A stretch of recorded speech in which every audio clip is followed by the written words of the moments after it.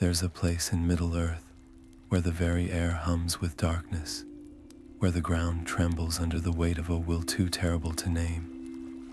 Tonight, we step into that shadow, a land of fire and fear, where the Dark Lord Sauron sets his gaze upon Mordor, a wasteland waiting to be shaped by his malice.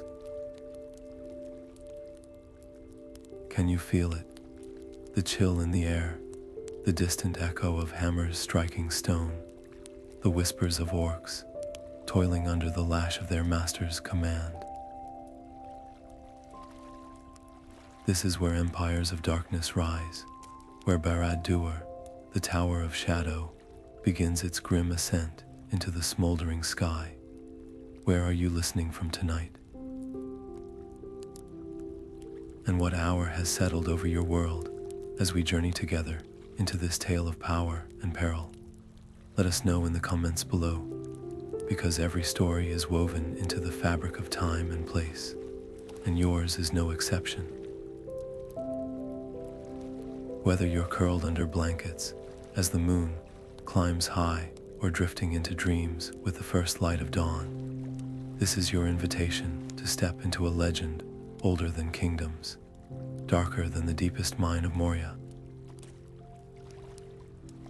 Picture it, a land where the sun dares not linger, where the earth itself seems to recoil from the touch of its new ruler. Sauron stands atop a jagged peak, his form wreathed in flame and shadow, surveying the desolation before him. This is Mordor, a canvas of ash and ruin, waiting for the brushstrokes of his tyranny, and as his will takes hold, the very rocks groan under the weight of his ambition.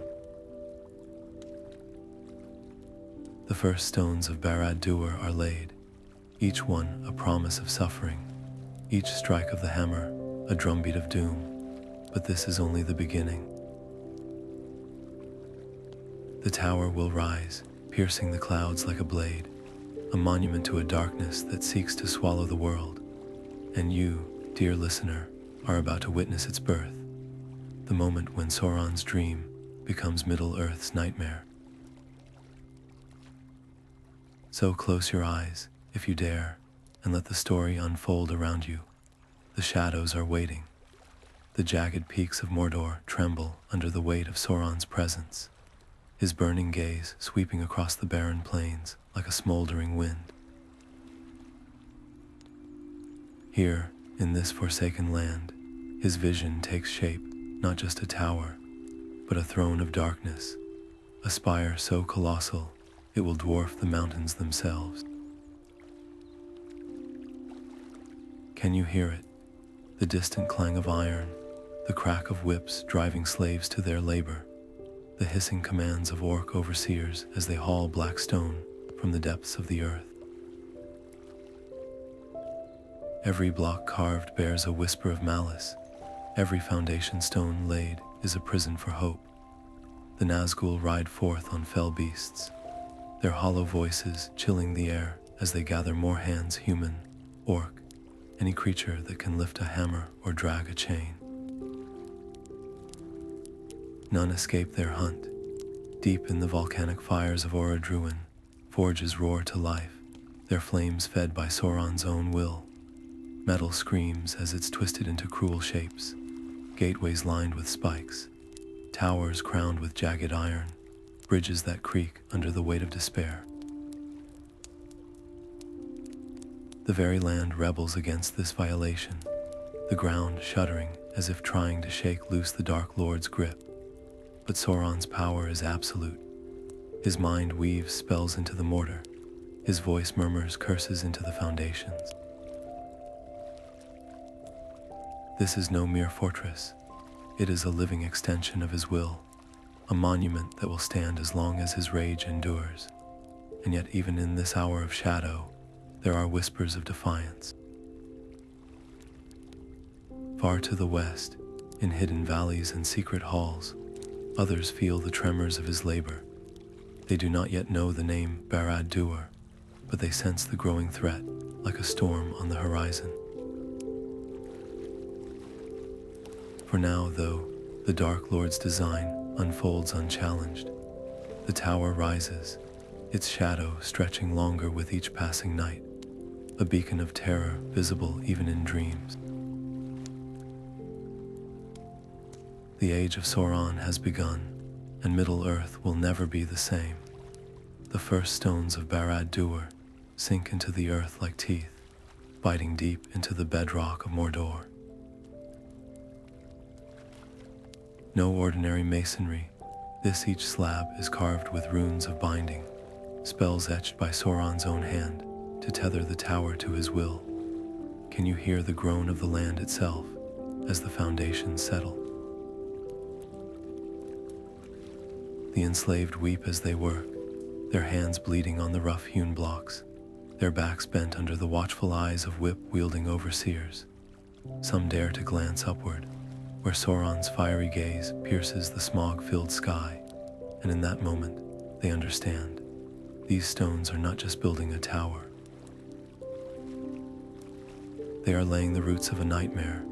The labor never ceases. By day, the crack of whips echoes across the plains.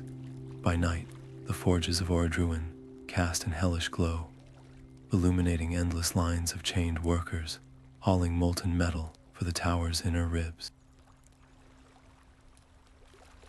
The air reeks of sulfur and despair.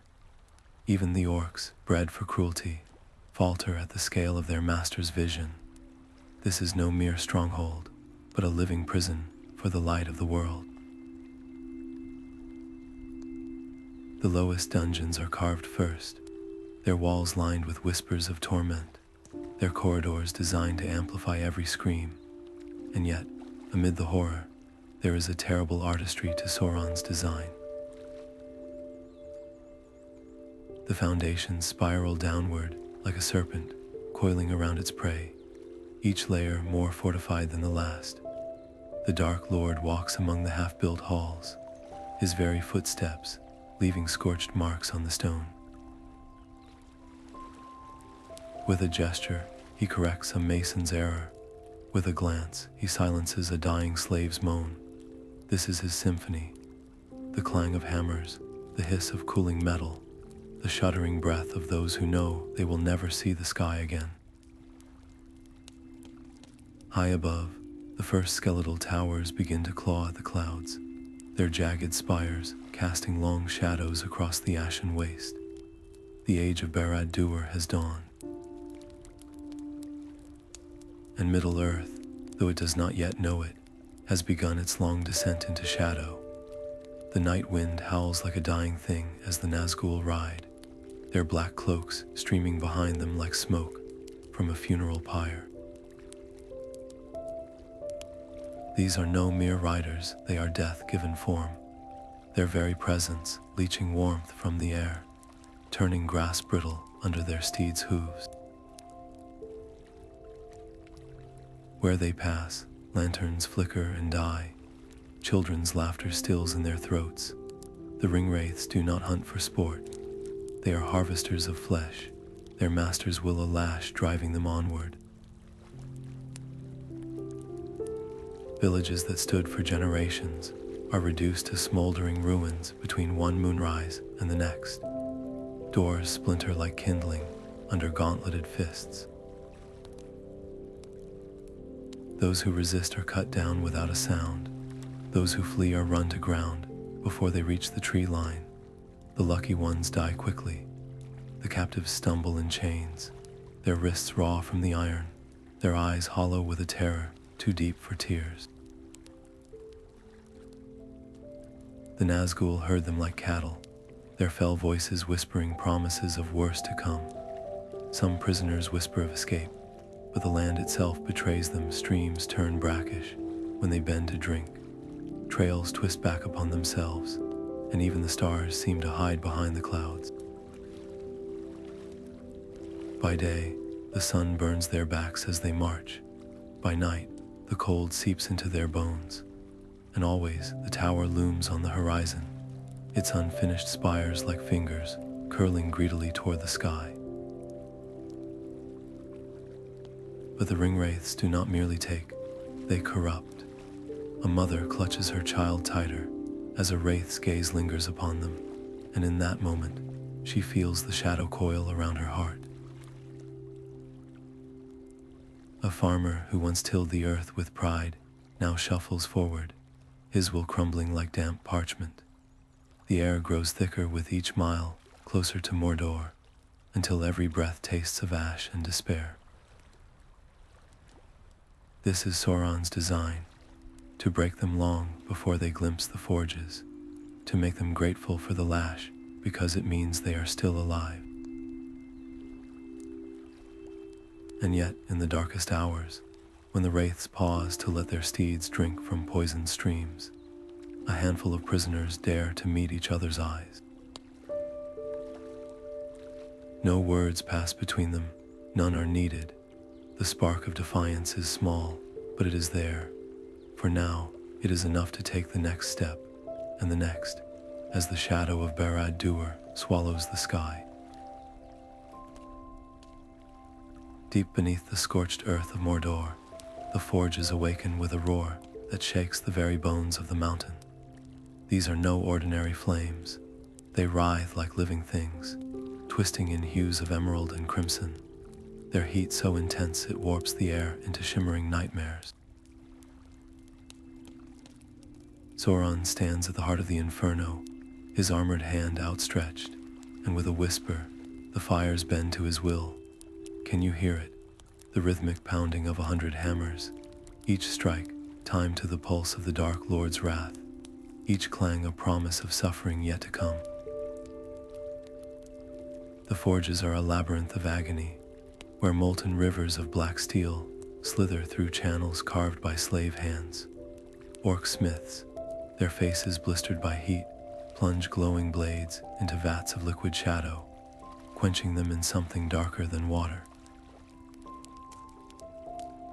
The metal screams as it hardens, the sound echoing through the caverns like a chorus of the damned.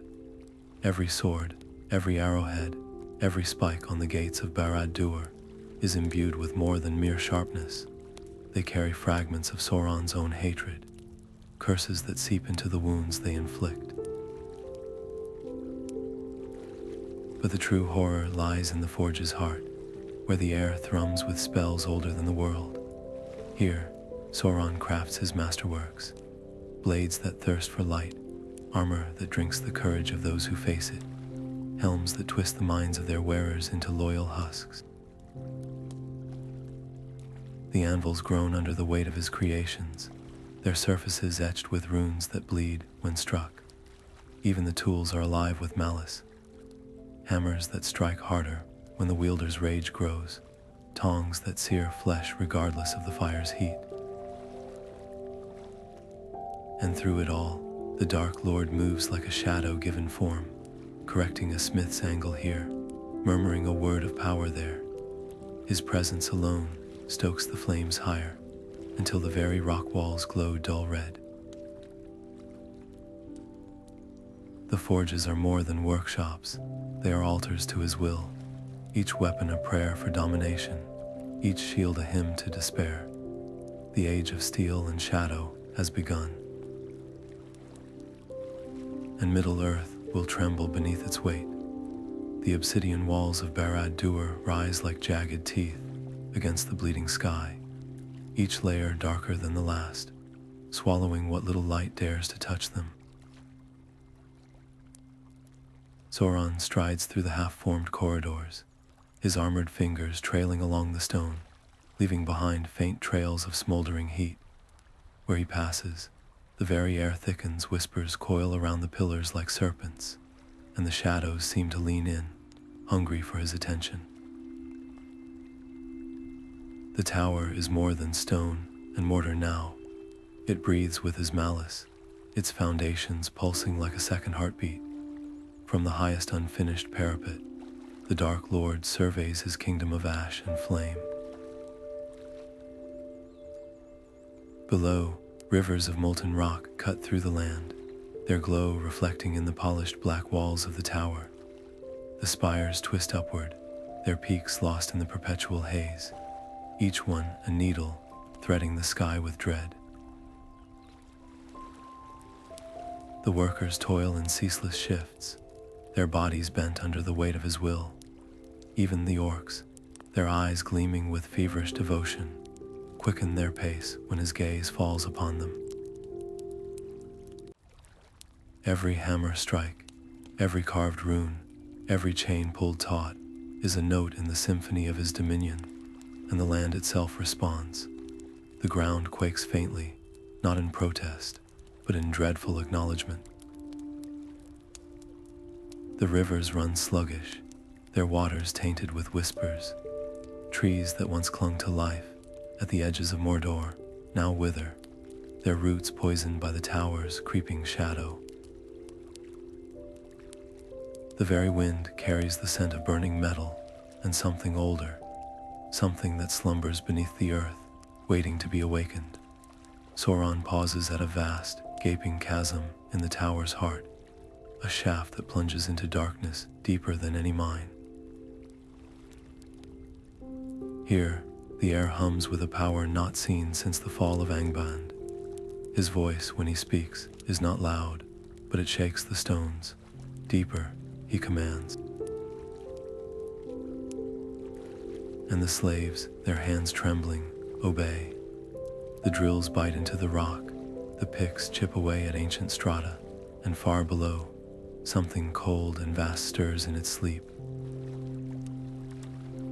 The tower is not just rising, it is rooting itself into the bones of the world, an unshakable monument to the Dark Lord's return. And with each passing hour, the red eye painted across the sky burns brighter, its gaze fixed on the lands beyond Mordor, where kingdoms still dare to stand in the light. The air in Mordor thickens as Sauron raises his hands, his voice weaving through the blackened stones like a serpent through dead leaves. The words he speaks are not of any mortal tongue. They slither from his lips in guttural whispers, each syllable cracking the air like a whip. The ground beneath Barad-dûr convulses, not in fear, but in terrible recognition. These are the spells of binding, older than the kingdoms of men, older than the roots of the mountains themselves. Can you feel it? The way the stones shudder as if alive, the way the mortar hisses where it meets the runes carved deep into the foundations. This is no mere construction. It is a sacrament of shadow, a ritual that will chain the tower to Sauron's will for as long as his malice endures. The Dark Lord's fingers trace symbols in the air, each movement leaving behind a searing afterimage, a rune that lingers like a brand on the fabric of the world. The slaves nearest to him whimper, their hands pressed to their ears, but there is no escaping the sound. It coils inside their skulls, a poison that will never leave. The stones drink in his power, their surfaces glistening with something darker than moisture, something that pulses in time with the tower's growing heartbeat. With every incantation, the bonds tighten. The walls of Barad-dûr will not crumble. They will not weather. They will stand until the seas boil and the stars gutter out, because Sauron has willed it so. And then, laughter, a sound that starts low, a rumble like distant thunder, then rises into something jagged and triumphant. It rolls across the plains of Mordor, shaking the bones of the enslaved, silencing even the cries of the Nazgûl steeds. In that moment, the land understands its fate. The mountains hunch closer, as if bracing for a blow. The rivers of fire slow their flow, their molten surfaces mirroring the leer of the Dark Lord's unseen face. This is not the laughter of mirth, but of ownership. Barad-dûr is his now, in a way that transcends stone and mortar. It is his flesh, his will, his dominion given form. Far below, in the deepest pits where the slaves dare not look, something answers, an echo, or perhaps a heartbeat. The earth remembers the name of the one who shaped it in the ages before the sun. And it trembles not in fear, but in awful anticipation. The tower is awake, and it is hungry. Even the orcs, their yellowed eyes gleaming with habitual malice, pause in their labor when the wind carries whispers from the tower's unfinished heights. Their hands, calloused from wielding picks and hammers, tremble, not from exhaustion, but from something deeper, something their brutish tongues lack the words to name. The usual cacophony of snarls and cracking whips falters as they glance upward, where the black spires of Barad-dûr claw at the smoke-choked sky. This is not the fear of punishment. This is the instinctive dread of prey, sensing a predator far older than their master's wrath. Rumors slither through the ranks like poison. An orc blacksmith claims his hammer bounced off a block of obsidian, as if the stone itself rejected his strike. A sentry swears the shadows near the tower's base move when no torchlight touches them. And always, there's the sound, not the groan of settling stone, but a low, rhythmic pulse, like something buried deep beneath the foundations drawing breath. The overseers lash out twice as hard to drown the whispers, but even their whips falter when they pass certain corridors, where the air grows thick and the walls seem to press closer, as if listening. Sauron knows, of course. His presence alone is enough to still the murmurs. When his burning gaze sweeps the ranks, the orcs drop their eyes and redouble their labor, their throats too tight to speak. But the silence that follows is worse. It lingers in the gaps between hammer strikes, in the way their footsteps quicken when passing the tower's yawning gateways. They've served darkness all their lives, yet this is different. The tower is not just a fortress. It watches, it hungers, and somewhere in its depths, beyond the reach of torchlight, something stirs that even orcs, creatures of shadow themselves, refuse to name aloud. The bravest or most foolish among them dare to trade furtive glances. None voice the question, but it hangs in the sulphurous air all the same. What manner of lord have they bound themselves to? The answer echoes in the way the tower's shadow stretches longer each night, in the way the very ground seems to recoil from its touch. The age of orcs may be ending, and the age of something far older is beginning. At the tower's jagged summit, where the air thins and the clouds themselves recoil, a fissure splits the night. A lidless eye, wreathed in flame, peels open with a sound like tearing parchment. Its pupil burns with a light that is not light, a glare that sears the mind before it touches flesh. From the desolate plains of Mordor to the white towers of Minas Tirith, the world holds its breath. The great eye sees all. It knows the flutter of a sparrow's wing in the Shire's quiet glades, the hushed council of elves in Rivendell's hidden halls, the sweat on a Gondorian soldier's brow as he grips his sword too tight. Distance means nothing. Shadows offer no refuge. The eye's gaze is a physical weight, pressing down on villages, slithering through castle corridors, coiling around the throats of those who dare to resist. Farmers in Rohan drop their scythes, their hands trembling as an unnatural chill grips their spines. Dwarves deep in the mines of Erebor pause, their pickaxes hovering mid-swing, as if the very rock before them has grown eyes. Even the trees of Lothlorien shiver, their golden leaves whispering warnings on a wind that carries no scent, no sound, only the oppressive certainty of being watched. And Sauron, he does not gloat, he does not rage, he simply observes, his presence radiating from the eye like heat from a forge. Every flicker of fear, every stifled gasp, every hastily drawn curtain is a note in the symphony of his triumph. The tower beneath the eye thrums with power, its foundations vibrating as if in answer to a silent command. This is not merely surveillance, it is possession. To be seen by the eye is to be claimed by it. To feel the Dark Lords will brush against your thoughts like spider silk, sticky and inescapable. In the far reaches of Middle-earth, kings and scholars alike scramble to decipher omens. Was that the cry of a Nazgûl, or just a night bird? Is the unease pooling in their stomachs instinct, or the first tendrils of Sauron's influence?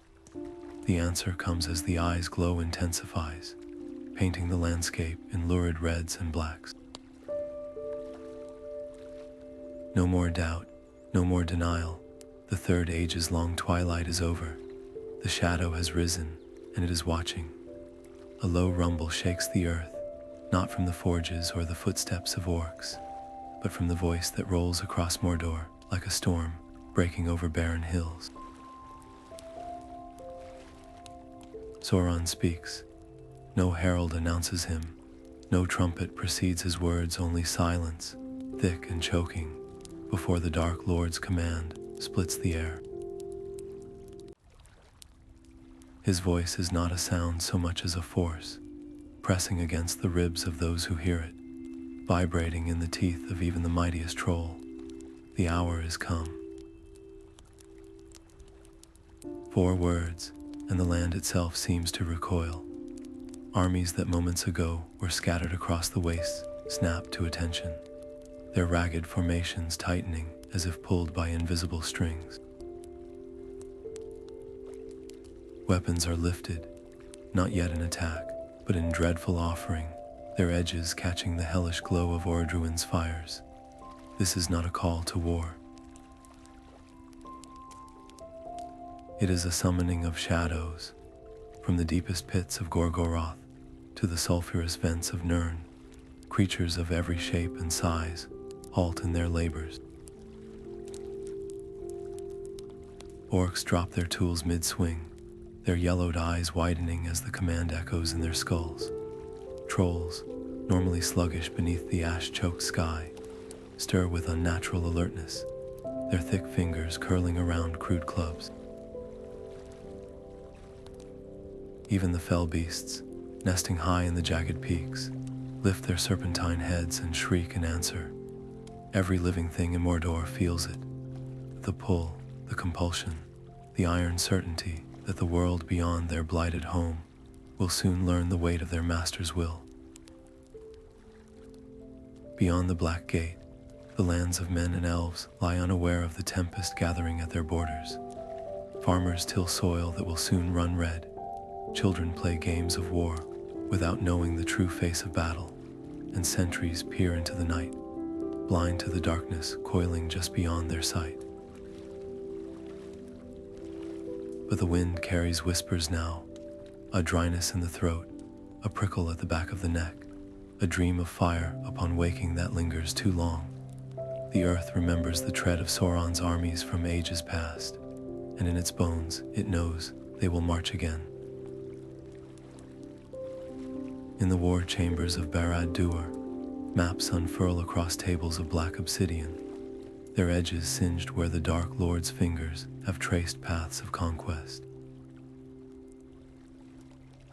Here, a river to be crossed. There, a fortress to be broken. The strategies are not mere lines on parchment. They are living things, shifting with each passing moment, as Sauron's mind calculates, adjusts, anticipates. His lieutenants dare not speak unless addressed, their heads bowed beneath the weight of his gaze. When he finally rises, the very air crackles. Armor clanks as shoulders straighten, breath catches in throats, and a single thought binds them all. The time of hiding is over. The shadow has grown teeth, and Middle-earth will learn to fear them. Somewhere, far from the ash and the flame, a lone figure stands on a moonlit balcony, their hands gripping the railing too tight. Perhaps a ranger, weathered by years in the wild, or a sage who has studied the old prophecies too well. They say nothing. They need not. The night is too still, the stars too sharp, the silence too thick. It is the pause before the storm, the held breath before the plunge. And though no horn blows, no alarm is raised, the message is clear. The Dark Lord has spoken. And the world, whether it knows it or not, is already at war. The first torches fall at midnight, their flames licking at thatched roofs, as screams pierce the stillness of a village that, moments before, had known only the quiet hum of crickets. Black banners whip in the scorched wind, their jagged sigils swallowing the moonlight. This is no raid, it is a reckoning. Sauron's legions move as one, a tide of iron and fanged steel, their footsteps synchronized like the pounding of a great drum. Farmers snatch up scythes, mothers push children into root cellars, but the defenses crumble before they can form. Orcs swarm the palisades, their crude blades glinting with something darker than rust. The Dark Lord's strategy is merciless in its simplicity. Strike where the land is softest, where the rivers bend and the roads converge, and let terror do the rest. Word spreads faster than the fires. Riders gallop through the night, their voices raw with warnings, but the attacks are already unfolding in a dozen places at once. A trading post on the Anduin vanishes beneath a wave of warg riders before the alarm can be sounded. A dwarven outpost, carved into the foothills of the Misty Mountains, holds for 3 brutal hours until the trolls arrive, their stone hides shrugging off arrows like rain. Everywhere, the same pattern repeats. Outposts isolated, messengers intercepted, supply lines severed like frayed rope. Sauron does not merely conquer, he unravels. And yet, amid the chaos, there is a chilling precision to the onslaught. The forces of Mordor do not rampage mindlessly. They follow invisible lines, cutting off retreats, herding survivors into killing zones, leaving just enough alive to spread the tales of what they've seen. The Dark Lord's hand is evident in every move, his will threading through the ranks like puppet strings. Even the Nazgûl, soaring high above the carnage, are not mere specters of fear. They are scouts, their hollow eyes marking strongholds to be spared for now, their whispers guiding the next wave of assaults. In Minas Tirith, the White Tower's bells toll in a rhythm not heard for an age. Councils convene in hushed chambers, maps weighted with stones as commanders trace the advancing shadow. The reports make no sense. How can an army move so fast, strike so widely? The answer coils in the pit of their stomachs. This is no ordinary war.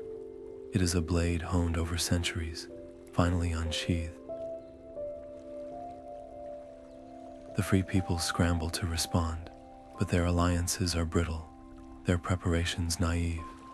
Sauron has studied their weaknesses in the long years of his waiting. And now, with Barad-dûr's shadow stretching across the land, he reminds them, mercy was never part of the plan.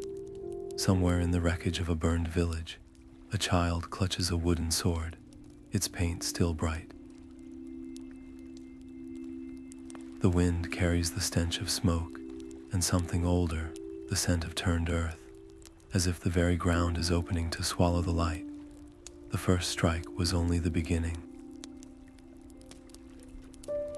The darkness has learned to march, and Middle-earth, for all its courage, is not ready.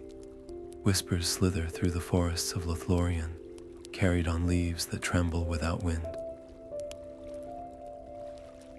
They speak of fire in the east, of villages reduced to smoldering scars, of a shadow that grows teeth. Beneath the Malorn trees, where starlight once danced untroubled, elven faces turn grim. No counsel is called, none is needed. The Lady of the Wood does not startle when her mirror clouds with visions of black towers, but her fingers tighten around the silver basin. A choice hangs in the air, heavy as the hour before thunder.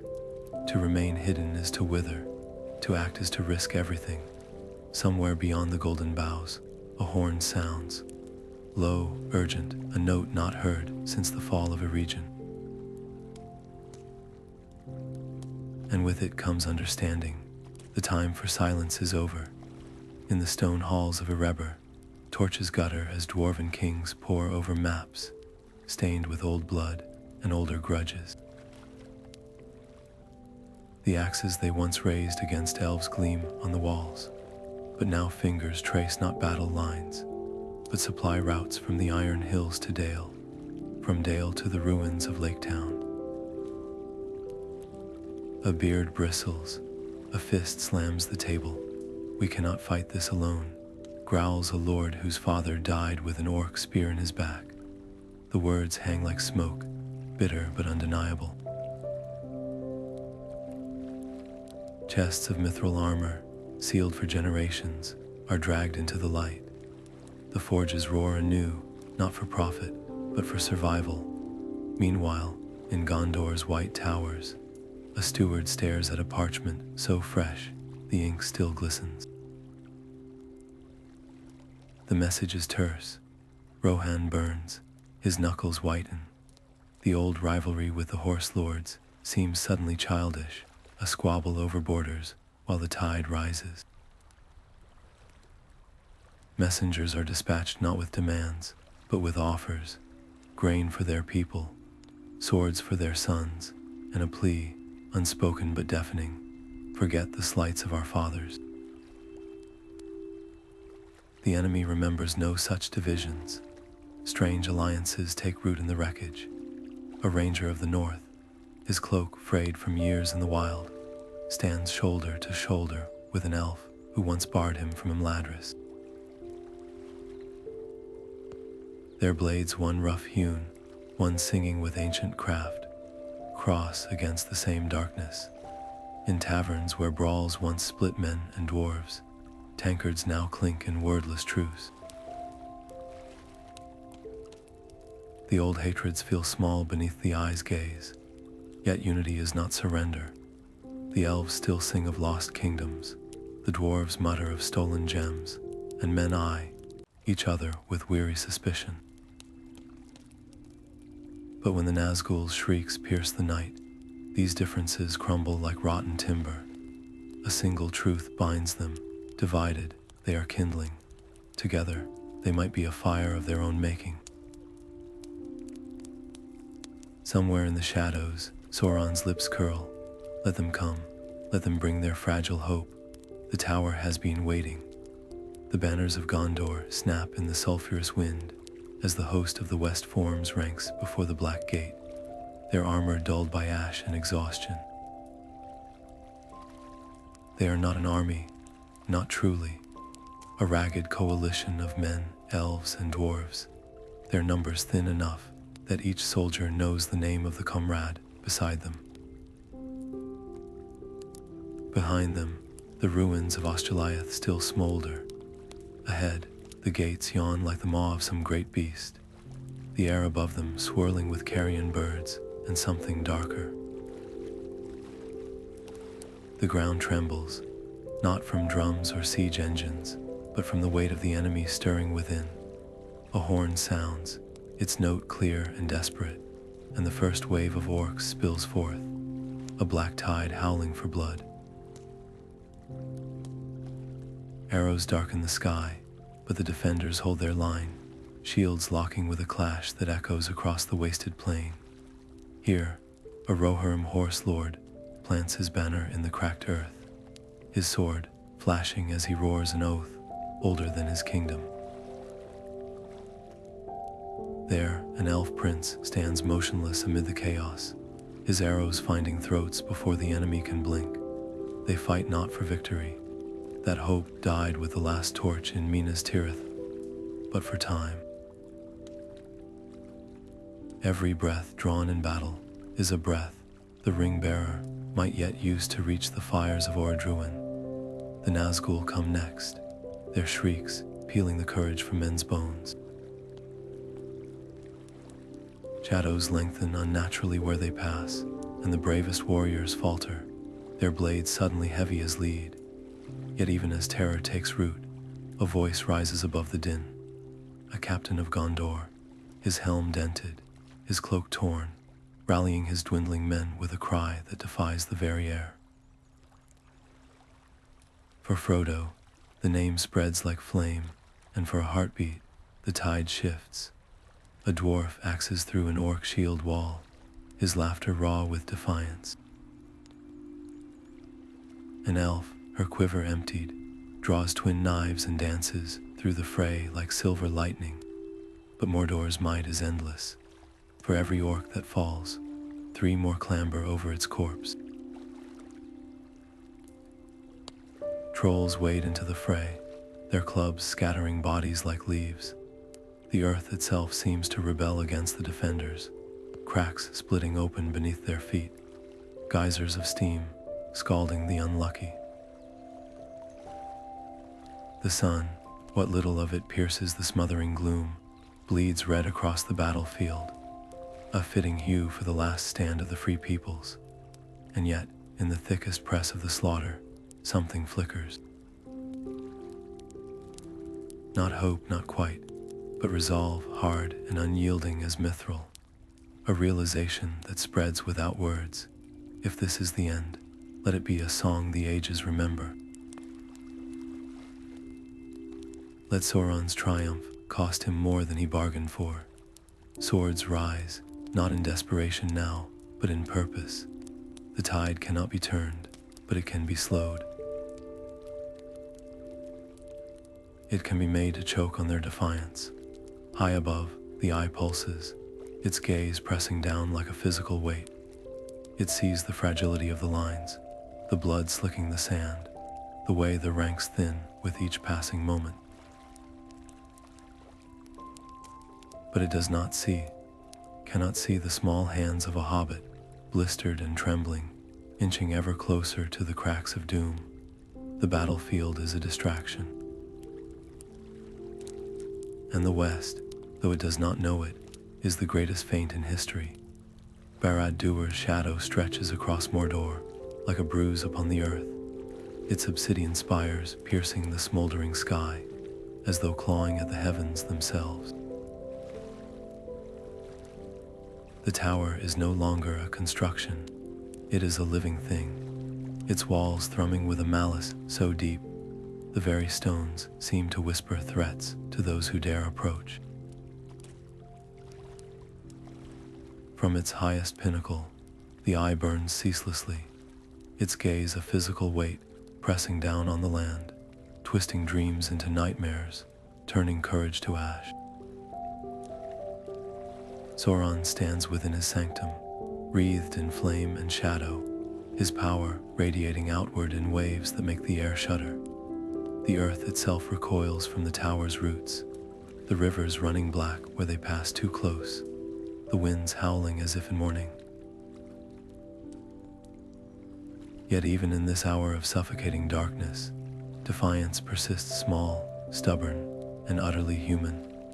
A ragged scout from Gondor crouches in the ashen wastes, his cloak crusted with grime, his fingers trembling as they trace the hilt of a broken sword. He should be running, every instinct screams at him to flee, but his eyes stay fixed on the tower, memorizing its weaknesses, its blind spots, the rhythm of its patrols. Somewhere in the fetid air, a bird calls, a real one, not some carrion creature of Morgoth's making, and for a heartbeat, the weight of the eye's gaze lifts. The scout exhales. Hope is not dead, it is hiding, in the hidden valleys of Ithilien, where the last fragrant herbs struggle through the poisoned soil. A company of rangers gathers beneath the skeletal remains of an oak. Their faces are gaunt, their armor dented, but their voices are steady as they pass a single flask of Mordor, the last of their stores. No grand speeches are given. No oaths are sworn. They simply meet each other's eyes and nod. They know the odds, they know the cost, and still they sharpen their blades. Far to the west, in the quiet of Rivendell, Elrond stands before the shards of Narsil, their edges glinting in the candlelight. The sword that once cut the ring from Sauron's hand is silent now, but its legacy hums in the air like a plucked harp string. The elves may fade, the age of men may dawn, but some truths remain unbroken. Even the darkest tower casts a shadow, and where there is shadow, there must also be light. The flicker is faint, but it is there, a spark in the void, a breath in the silence, and sometimes that is enough. High above them all, the eye pulses, its glare intensifying as if sensing the tenacity of those who resist. Sauron's victory seems inevitable, his dominion absolute, but the tower's foundations, for all their terrible strength, were laid by mortal hands, and mortal hands, however weary, can still unmake what they have made. The final act is not yet written. The shadow may loom, but the dawn has not conceded. There are no trumpets to herald their departure, no ballads yet sung of their courage, only the scrape of a dagger being sheathed, the hushed creak of a leather strap pulled tight. The company is smaller than any chronicle would deem wise. A ranger with eyes like flint, an elf whose arrows whisper death, a dwarf whose axe has tasted more stone than flesh, and two hobbits whose feet remember the soft grass of the Shire, even as they tread upon ash. They do not call themselves heroes. Heroes charge into battle with banners high. These souls slink through shadows, their breaths shallow, their very presence a wager against the Dark Lord's gaze. The plan is madness wrapped in desperation. While the armies of the West clang swords against the Black Gate, this handful will slip through Mordor's festering back alleys, gullies where even orcs fear to patrol, tunnels where the air curdles with ancient malice. Their path is a scribble on a map, smudged by sweat, a dead riverbed, a fissure in the mountains, a slope of scree that might crumble beneath them at any step. No sane strategist would endorse it. No sane strategist remains. Yet there is a rhythm to their silence, a language in the way the elf's hand flickers to halt the dwarf's boot before it dislodges a pebble, in how the hobbit's ears twitch at sounds the others cannot hear. They move as one creature, their fear a fuel rather than a chain. The ranger leads not with commands, but with pauses, a tilt of his head, a finger brushed against lips. They all know the stakes. One misstep, one glint of stray light on metal, and the eye will find them. The tower will wake, and the world will burn. Above them, the sky churns with unnatural storms, the clouds lit from within by Ordruin's fury. The ground thrums with the march of 10,000 boots, a distraction grand enough to mask their fragile hope. Somewhere ahead, the mountain gapes, its fires hungry. The ring weighs heavy in its bearer's pocket, a whisper against his thigh, a promise of ruin or redemption. They do not speak of what comes next. There is no need. The elf knows the songs of the undying lands, the dwarf the weight of unpayable debts, the ranger the taste of borrowed time. As for the hobbits, they think of breakfasts uneaten, of doorways left unlatched, of a home they may never see again. It is enough. The shadow may be vast, but it has never reckoned with the stubbornness of small hands or the quiet fury of those who have nothing left to lose. The last light fades as they vanish into the rocks, swallowed by Mordor's breath. Behind them, the battle rages. Ahead, the fire waits, and the tower, arrogant in its power, does not yet sense the knife creeping toward its throat. A tremor runs through Mordor's poisoned earth, not from Orodruin's fire, but from the Dark Lord's rage. Somewhere in the labyrinth of shadows and stone, the eye's gaze snaps into focus, its pupil dilating like a wound reopening. Sauron has tasted deception. The Black Gate's clamor is too loud. The armies of men too bold. This is no desperate charge, but a gambit. And in that instant, the tower's foundations shudder as his fury ignites the very air.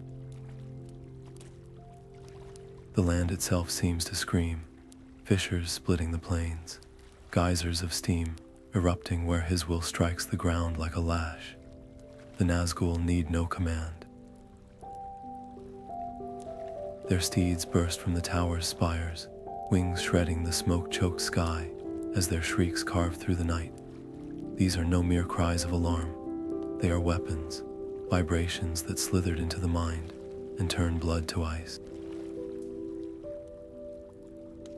The Witch King leads the hunt, his blade already dripping with an unseen promise. No hiding place will shelter the intruders.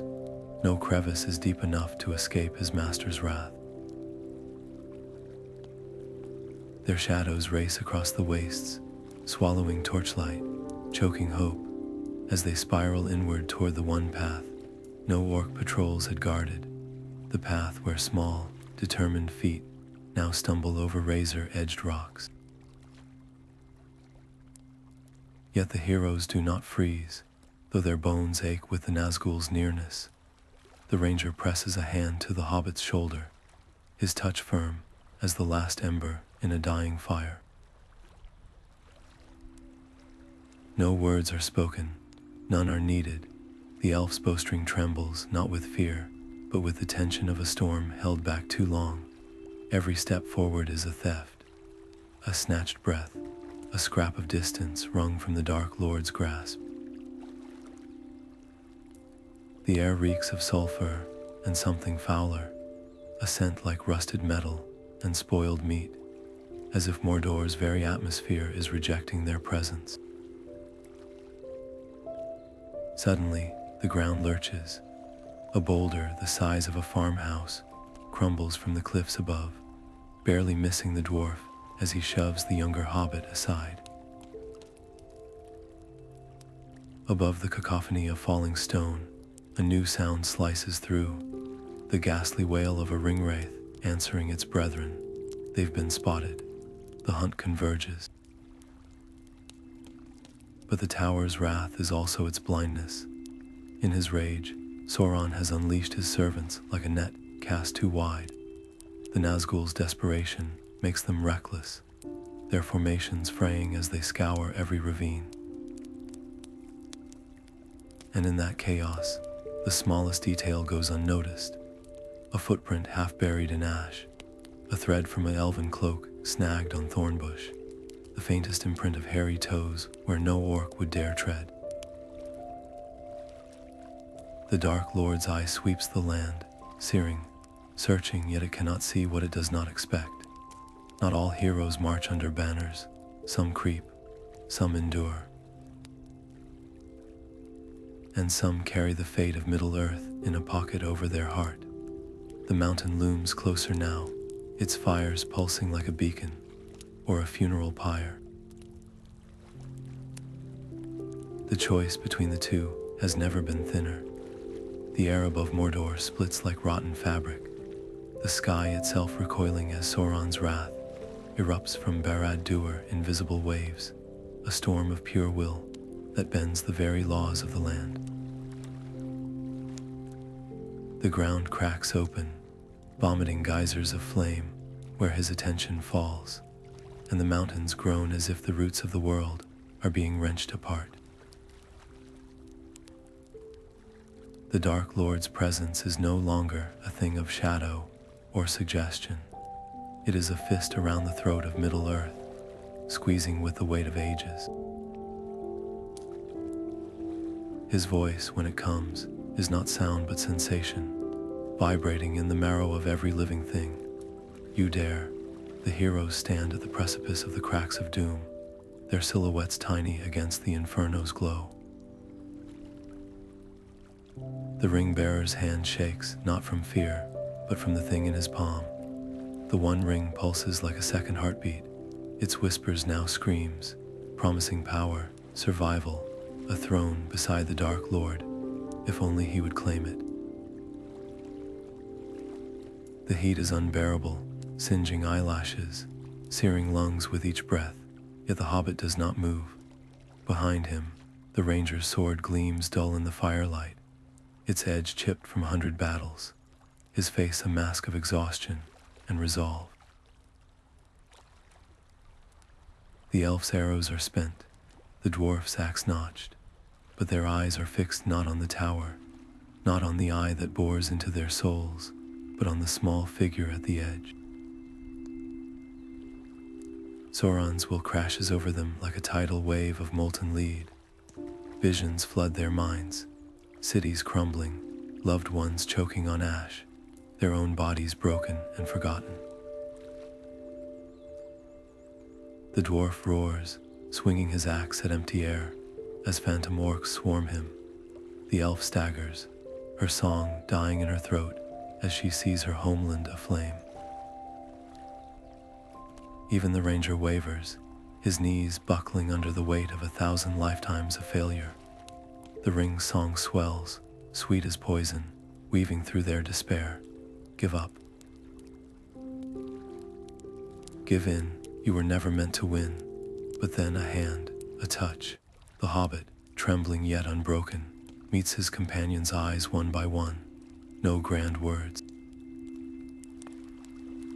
No oaths, just a nod as if to say, I see you. And in that instant, the spell shatters. The dwarf spits blood and grins. The elf finds a single arrow left in her quiver, its tip glinting with starlight. The ranger breathes deep, his voice ragged but clear. For Frodo, the ring wails as it nears the fire, its gold twisting like a living thing, its power thrashing against the inevitable. Sauron's fury becomes panic, the tower shakes, its spires splintering, the eye widening in dawning horror. For the first time in an age, the Dark Lord understands what it is to fear. The hobbit's fingers uncurl, the mountain erupts, and the last thing the heroes hear before the world turns white is not the roar of the fire, but the sound of a shadow screaming as it unravels, thread by thread, into nothing. The dawn, when it comes, is not the gentle gold of legend, but a pale, tentative thing, a light unsure if it's permitted to return. The air smells of rain and scorched stone. Somewhere, a bird sings, its voice small against the silence. The tower is gone, the eye is blind, and the land, though scarred, breathes again. But the true victory is not in the ruin of Barad-dûr. It's in the hobbit's quiet sigh as he turns away from the fire. It's in the dwarf's calloused hand helping the elf to her feet. It's in the ranger's shoulders, finally free of the weight he's carried for so long. The shadow was vast, but it never understood the strength of small things, of loyalty that outlasts fear, of love that refuses to kneel, and that, more than any flame, is what burns the darkness away. The shadow of Barad-dûr lingers like a bruise upon the land, its broken spires clawing at the sky, even in ruin, but the air tastes different now, lighter.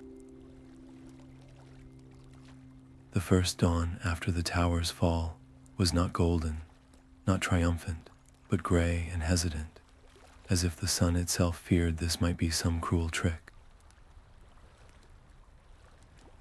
Yet with each passing day, the light grows bolder.